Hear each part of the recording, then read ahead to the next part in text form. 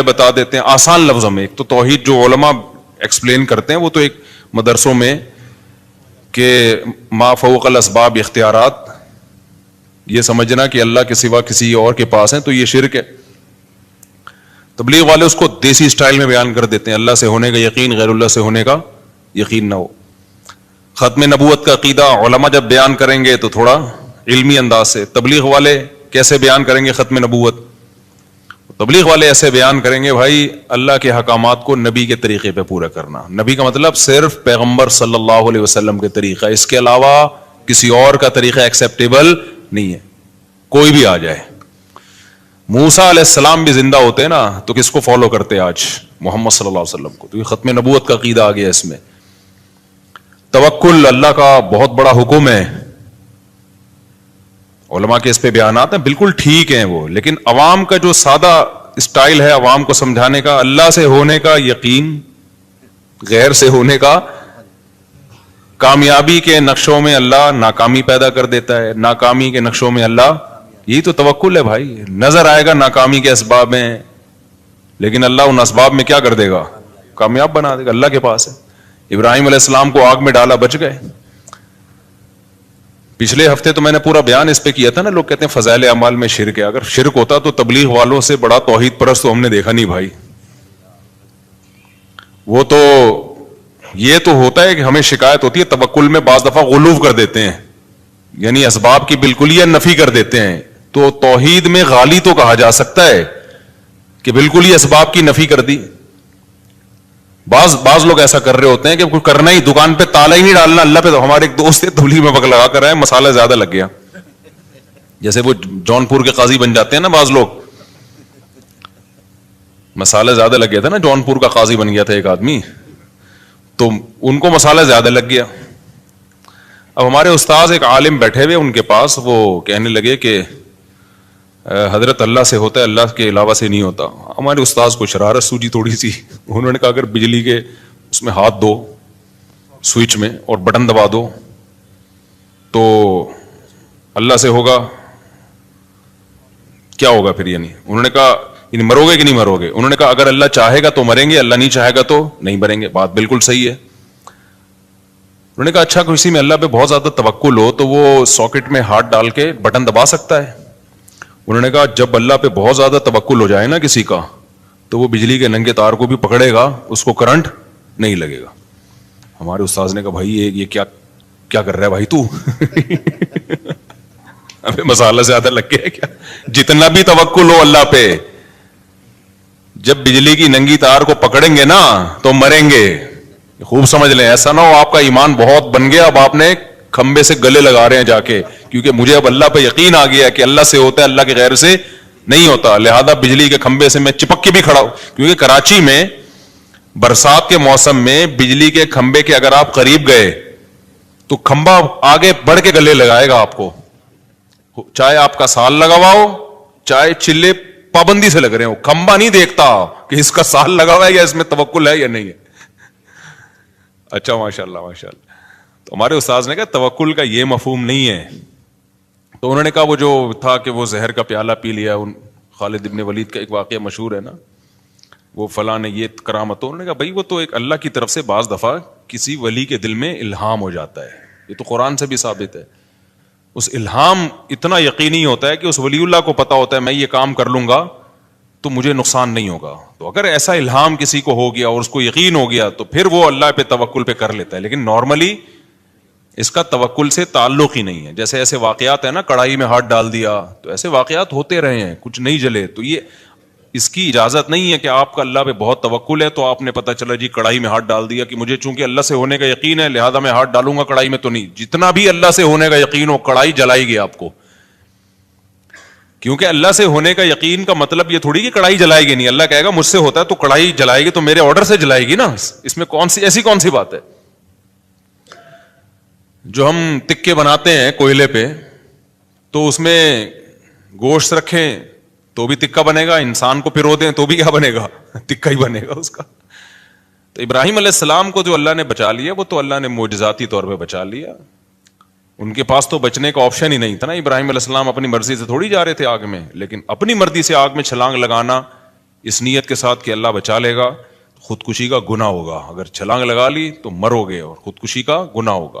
ہاں اگر اللہ نے کسی کے دل میں الہام کر دیا، اور اتنا قوی الہام کہ جیسے حضرت مریم پیغمبر نہیں تھی، اللہ کی ولی تھیں، لیکن جبریل جب انسانی شکل میں آئے تو ان کو اشکال ہوا، لیکن جب انہوں نے بتایا کہ میں جبریل ہوں تو حضرت مریم کے دل میں اللہ نے القاء کر دیا کہ یہ سچ کہہ رہے ہیں، یہ فرشتے ہیں، یہ انسان نہیں ہے. تو یہ اللہ اور بندے کا معاملہ ہے، لیکن دوسرے کے لیے پھر بھی وہ حجت نہیں ہے. تو خیر میں جلدی سے بات کو سمیٹوں تو قرآن کے جو چند مخصوص احکامات ہیں نا بہت سادہ ہیں. تو مولانا الیاس رحمۃ اللہ علیہ کا کمال یہ ہے کہ انہوں نے دعوت اور تبلیغ کو بہت آسان اور سادہ بنا کے پیش کیا کہ ایک گاؤں دیہات کا آدمی جس کو الف بے بھی نہیں آتی اس کو بھی سمجھ میں آئے، اس کو بھی پتا چل جائے کہ مجھے بننا کیا ہے. اور یہی پیغمبروں کا طریقہ تھا. آپ دیکھ لیں نوح علیہ السلام کیا کہتے ہیں، ربی انی دعوت قومی لیلا ونہارا، اے اللہ میں نے دن اور رات اپنی قوم کو پکارا، فلم یزدہم دعائی الا فرارا. آگے وانی کلما دعوتہم لتغفر لہم جعلوا اصابعہم فی آذانہم واستغشوا ثیابہم واصروا واستکبروا استکبارا. آگے کیا ہے، ثم انی دعوتہم جہارا، ثم انی دعوتہم جہارا. آگے کیا ہے، حالانکہ میں فجر میں روز پڑھ رہا ہوتا ہوں یہ، اعلنت لہم واسررت لہم فقلت استغفروا ربکم انہ کان غفارا یرسل السماء علیکم مدرارا ویمددکم باموال وبنین ویجعل لکم جنات ویجعل لکم انہارا ما لکم لا ترجون للہ وقارا وقد خلقکم اطوارا. یہاں سے دعوت کی دلیل شروع ہو رہی ہے کہ بھئی تم اس اللہ کو کیوں نہیں مانتے جس نے تمہیں مختلف مرحلوں میں پیدا کیا ہے. پہلے مٹی، پھر منی کا قطرہ بن گئے منی، پھر ماں کے پیٹ میں جا کے جمع ہوا خون بن گئے. یہ کیسے تغیرات ہیں، کوئی میچنگ نہیں ہے مٹی میں اور اسپم میں، کوئی میچنگ ہے؟ اب سائنسدان تو بیٹھ کے وہ کچھ نہ کچھ کرتا رہے گا بیٹھ کے، لیکن جس کو اللہ پہ ایمان لانا ہے نا اس کے لیے اتنی دلیل کافی ہے. یار کیا سافٹ ویئر انسٹال کیے ہیں مٹی کے اندر کہ جب وہ ماں باپ مٹی سے بنی ہوئی خوراک کھاتے ہیں تو اس کے اسپم بننا شروع ہو جاتے ہیں. عجیب چیز بن رہی ہے بالکل. اور وہی اسپم ماں کے رحم میں جاتے ہیں تو وہ بلڈ میں چینج ہو جاتا ہے. چلو یار یہ اتفاق ہو رہے تھے، اتفاق سے ہونے والی چیزوں کے ریزلٹ اتنے خوبصورت نہیں ہوتے کہ وسیم بھائی پیدا ہو رہے ہیں، غفار بھائی پیدا ہو رہے ہیں، سبکتگین پیدا ہو رہا ہے. ریزلٹ کیا آ رہا ہے؟ یہ جو اتفاق ہے نا، آپ کو پتا ہے نا، جو ابھی میں پھر میں ایتھیزم کے خلاف تقریر شروع کر دیتا ہوں، میرا یہ ٹاپک نہیں لیکن تھوڑا سا بولنا پڑے گا مجھے کہ جب تک اللہ دماغ میں بیٹھے گا نہیں کھوپڑی میں بات آئے گی نہیں. یہ جو کہتے ہیں لا آف چانس، تو چانس ہی اردو میں ہم کہتے ہیں، فی الحال میں چانس ہی کہہ دیتا ہوں. اب جیسے ایک صاحب مجھے کہنے لگے وہ ہم تو جنوری کہتے ہیں نا بھائی، فروری جنوری، ہماری زبان سے فروری آسانی سے نکل جاتا ہے. اب جیسے عربی لوگ ہیں فبرائرو کہتے ہیں فروری کو، یونیو جنوری کو. تو ہر زبان جب کسی بھی لفظ کو قبول کرتی ہے نا تو اس کو کانٹ چھانٹ کے لیتی ہے، وہ اپنے حساب سے ایڈجسٹ کرتی ہے کہ ہمارے ہاں اس کی جو پروننسیشن ہے وہ کیسے ہو سکے، اس کا تلفظ کیسے ہوگا. تو یہ ہر زبان کا قاعدہ ہے کہ جب بھی وہ کسی دوسری زبان کے لفظ کو گود لے گی تو وہ ایز اٹ از نہیں لیتی کبھی بھی، وہ اپنے حساب سے کیا کرتی ہے، اس میں قط و برید کرنے کے بعد نا اس کو کانٹ چھانٹ کے وہ لے کر آتی ہے. تو پھر وہ دوسری زبان میں جا کے، جیسے پیٹرول ہے، اب میں نے پیٹرول ڈلوانا تھا، میں نے کہا بھائی اتنے لیٹر پیٹرول ڈال دے. مجھ سے پیٹرول ہوتا ہے، پیٹرول نہیں ہوتا. اب میں نے کہا ہم لوگ کیا، یہ دیکھ یہ پیٹرول ہوتا ہے، یہ دیکھ رہا ہے یہ پیٹرول ہے. تو کوئی لفظ جب کسی زبان میں چلا گیا نا، جب تک گیا نہیں ہے تو پھر تو اسی اسٹائل سے بولنا چاہیے جو اس زبان میں ہے. لیکن جب آپ کی زبان نے اس کو ایکسپٹ کر لیا اور اپنی زبان کا حصہ بنا دیا تو پھر آپ کی اہل زبان جس طرح سے بول رہے ہیں اس طرح بولنے میں کوئی حرج نہیں ہے. خیر، تو ایک ہے لا آف چانس، اتفاق سے چیزوں کا وجود میں آنا. جیسے آپ جا رہے تھے اور اوپر دیکھ کے جا رہے تھے، آپ نے دیکھا گٹر کا ڈھکن بند ہے. کراچی میں آپ نے دیکھا گٹر کا ڈھکن بند ہے، تو آپ نے ٹرائی کیا کہ میں اوپر دیکھ کے چلتا ہوں. آپ اوپر دیکھ کے جا رہے ہو، ایک چور آیا گٹر کا ڈھکن چوری کر کے لے گیا. ابھی کچھ دن پہلے ایک ویڈیو بھی آئی ہے، ایک چور کراچی میں گٹر کا ڈھکن چوری کر رہا ہے. تو धड़ाम से आप नीचे गिर गए, हालांकि ना चोर की ये नीयत थी, ना आपकी कोई खुदकुशी की नीयत थी, आप तो वैसे ही कुछ कोई कबूतर देख के जा रहे थे किसी का, या कोई खंबा ऊपर कुछ देख रहे थे क्या हो रहा है, आपको तो आपने तो देखा था थोड़ी देर पहले ये गटर घटकन क्या है, ये ढका हुआ है। तो ना चोर की ये नीयत थी ना आपकी नीयत थी, लेकिन बाय चांस आपकी डेथ हो गई,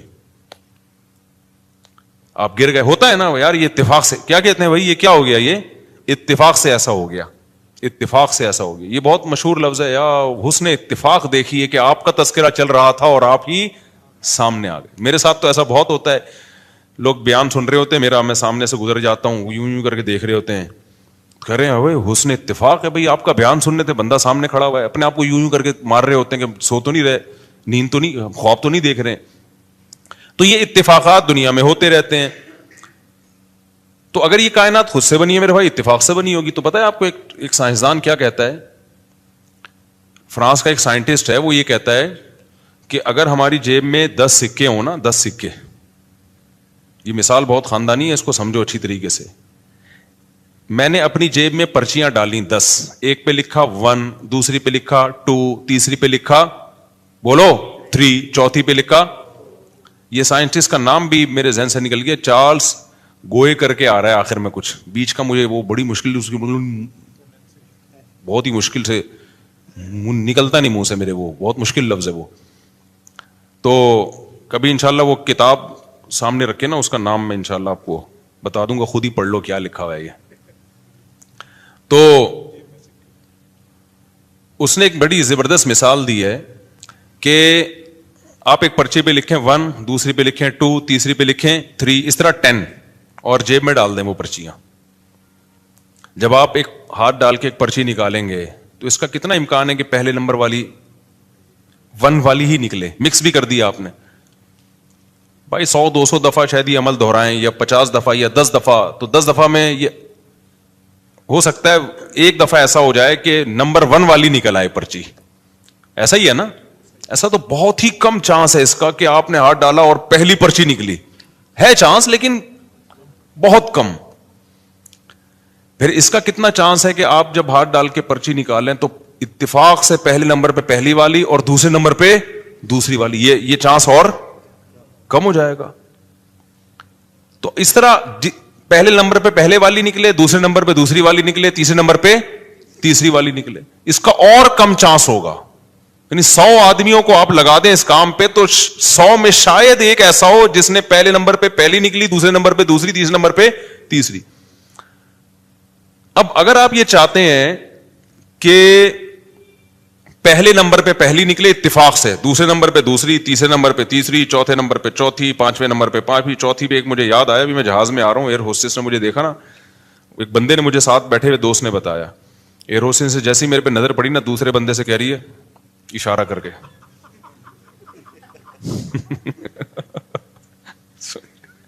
ये वो बंदा जिसकी कितनी है ऐसे, वो मुझे दोस्त ने बताया, कह रहा वो एयर होस्टेस, वही जो जहाज का अमला होता है ना, उन्हीं में से किसी को बता रही थी, अरे यूं करके।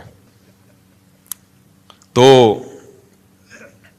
चौथे नंबर पे 4, चौथी पर्ची, पांचवें नंबर पे पांचवी, छठे नंबर पे छठी। इसके लिए वो कहता है कि 10 अरब मर्तबा, यानी 10 अरब लोग हो ना तो एक दफा ये चांस है कि इतनी तरतीब से पर्चियां निकल आए। मैं समझा पा रहा हूं अपनी बात? 10 अरब, क्योंकि हर दफा एक एक पर्ची के आने से भी इम्कान हजारों गुना कम होता चला जाएगा। यानी ये हो सकता है कि 9 इकट्ठी 9 निकल आए, 10वीं ना निकले, दोबारा 1 या 2 निकल आए, तो आप 10 अरब मर्तबा यानी 10 अरब लोगों को खड़ा करें और सबके साथ ये प्रोसेस हो, शायद एक उसमें कामयाब हो जाए, ये लॉ ऑफ चांस के तहत। और उसने फिर आगे, ये गैर मुस्लिम साइंटिस्ट की बात कर रहा हूं, उसने आगे ये लिखा है कि जो सेल है ना जिससे इंसान बनता है या पौधे बनते हैं, ये जो एक इकाई है सेल, ये सेल भी पूरा नहीं, इसका एक मॉलिक्यूल, उसके लिए कम से कम एक के आगे आप 160 सिफर लगा दें, अरबों खरबों बन जाएगा ना, 160 सिफर। अबे نہیں سمجھ میں آ رہا آپ کے میں کیا کہہ رہا ہوں. 160 صفر کا مطلب پتہ ہے کیا ہوتا ہے؟ جب ایک صفر اکائی دہائی سینکڑا ہزار 10,000 لاکھ 10 لاکھ کروڑ 10 کروڑ ارب 10 ارب کھرب 10 کھرب آگے پتہ نہیں, مجھے تو آتی نہیں گنتی. تو 160 صفر لگانے پڑیں گے. ایک سیل اگر اتفاق سے وجود میں آئے تو کائنات کی عمر اتنی ہو, 160 صفر لگا دیں تو شاید ایک سیل وجود میں, یعنی اتفاق سے ہوائیں اڑیں, ہوا بھی کہاں تھی, روٹیشن کر کے ایک سیل وجود میں آ جائے. ایک اکائی جو پودے اور انسان کی جو بھی جاندار چیزیں ان کی ایک بنیادی اکائی. میں سمجھا پا رہا ہوں اپنی بات؟ جبکہ کائنات کی عمر خود سائنسدانوں کے مطابق اتنی ہے ہی نہیں, زمین کی عمر بھی نہیں ہے اتنی. زمین تو بہت زیادہ 4 ارب 5 ارب سال, مختلف جو رپورٹیں پیش کی جاتی ہیں 4 ارب سال پرانی, جبکہ یہ سیل جو وجود میں آیا ہے زمین میں وجود میں آیا ہے, یہ کہیں اور تھوڑی وجود میں آیا ہے. تو اتنی اس زمین کی عمر نہیں ہے جتنی لا آف چانس کے تحت آپ یہ فرض کر لو کہ ایک سیل آٹومیٹیکلی خود بخود اتفاق سے وجود میں آ گیا ہو. آگے ایک سیل وجود میں آنے کے بعد پھر یہ جو اس نے ارتقا کیا ڈارون کے مطابق, وہ ارتقا بھی تو اتفاقی ہے نا, اس کے لیے تو اربوں خربوں اور چاہیے, اور اربوں خربوں سال چاہیے, کیونکہ پھر وہ صرف ایک سیل تھوڑی, انسان ایک سیل کو تھوڑی کہتے ہیں, وہ سیل گرو کر رہا ہے, اس میں آنکھ بن رہی ہے, ناک بن رہی ہے, کان بن رہے ہیں, دل بن رہا ہے, دماغ بن رہا ہے, زبان بن رہی ہے, گردے پھیپھڑے کلیجی گھٹنے, یہ سارے پروسیس سے اتفاق سے ہو رہی ہے. ظاہر ہے اس میں بہت سارے ضائع ہو گئے ہوں گے نا سیل, خربوں ضائع ہوئے ہوں گے, ایک نے ارتقا کر کے ایوالو کر کے اگلے اسٹیپ تک پہنچا ہوگا. ایسا ہی ہوگا نا. اب جو خود بخود ہو رہا ہے تو ایسے ہی خود بخود تو پھر ایسے ہی ہو رہا ہوتا ہے نا. ایک سیل جو ہے وہ ترقی کرتے کرتے تھوڑا سا ایڈوانس ہو گیا اور پھر مختلف شکلوں میں وہ تبدیل ہو رہے ہیں. ایک سیل پودوں کی طرف چلا گیا, ایک پودے ترقی کرتے کرتے پہلا جانور امیبا ہوتا تھا نا, ہم نے سائنس میں پڑھتے تھے, وہ وجود میں آ گیا پھر. تو اس کے لیے یہ پاسبل ہی نہیں ہے اتفاقی طور پر, امپاسبل. اور ایسا اس میں ڈیزائن ہوا ہے نا کہ میں آپ کے سامنے بیٹھا ہوا ہوں. وہ جو سیل فرسٹ ٹائم وجود میں آیا تھا, صحیح ہے نا, وہ سیل اتفاق سے ترقی کرتے کرتے خربوں اربوں خربوں خربوں خربوں خربوں خربوں خربوں کو خرب سے ضرب دیں ہوتے ہوتے مفتی طارق مسعود صاحب بن گئے اور 1 گھنٹے کا بیان کر رہے ہیں بیٹھ کے. کہتے 1 گھنٹے کا ہوتا 3 گھنٹے کا ہے. تو او بھائی یہ بکواس ہے, خدا کی قسم اپنی جانوں پہ رحم کھاؤ. اللہ آگ میں اٹھا کے پھینکے گا. اللہ کہے گا یہ تھوڑی کہ جس سائنسدان نے اٹھ کے جو مرضی پھینک دی تم نے اس کو اس بیس پہ مان لیا کہ سائنسدان کہہ رہے ہیں, حالانکہ سارے کہہ بھی نہیں رہے ہیں. یا تو اجماعی مسئلہ ہوتا ہے نا سائنسدانوں کا, کہہ بھی نہیں رہے ہیں. وہ تو کہنے ایک تھیوری ہے, میں بھی ہو سکتا ہے ایسے ہوا ہو. دوسرا سائنسدان کہہ رہے ہیں یہ نہیں ہو سکتا. تو مان لو بھائی کوئی خالق ہے جس نے بنایا ہے, اور اس کو کس نے بنایا, وہ ہمیشہ سے ہے, کیونکہ وہ مخلوق نہیں ہے, وہ کریٹر ہے, وہ کریٹڈ تھوڑی ہے. لا آف چانس تو اس کائنات میں چلتا ہے, خالق میں تھوڑی چلتا ہے. وہ تو ہماری عقل سے کیا ہے, بالاتر ہے. تو خیر جو یہ تو ٹیکنیکل اسٹائل ہے نا.